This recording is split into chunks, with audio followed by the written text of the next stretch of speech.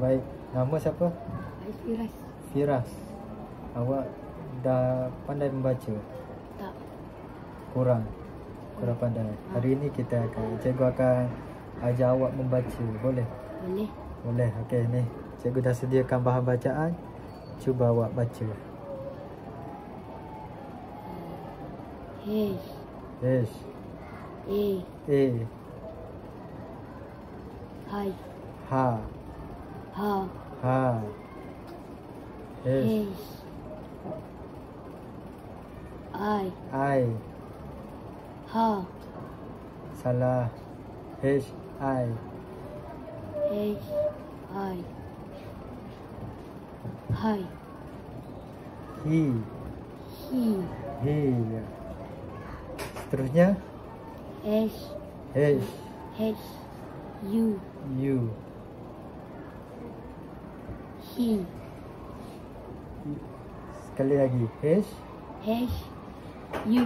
U. Ha. Who. Who. Tengok muka cikgu. Who. Who. Ya. Yeah. Okey, seterusnya. Okey, cuba awak baca tiga-tiga. H. Baca. Ha.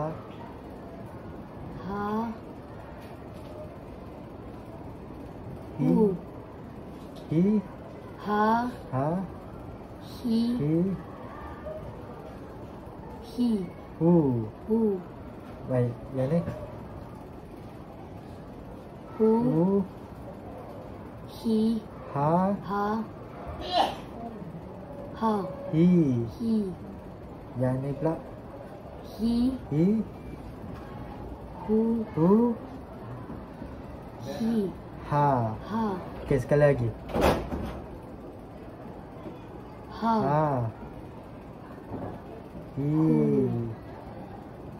He. He. Who. Who.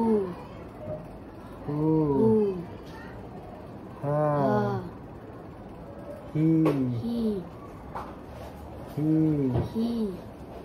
Who. Who. Ha. Ho. Ha. Ha. Okey, cikgu tukar huruf konsonan H kepada D. Ni, baca. D. D. U. Du. Do. Du. Do. Da. Da. Da. Okey, baik. Ini itu saja untuk hari ini. Lepas ni balik rumah banyaklah baca buku, boleh? Boleh. Boleh, Fira? Boleh. Ya, boleh.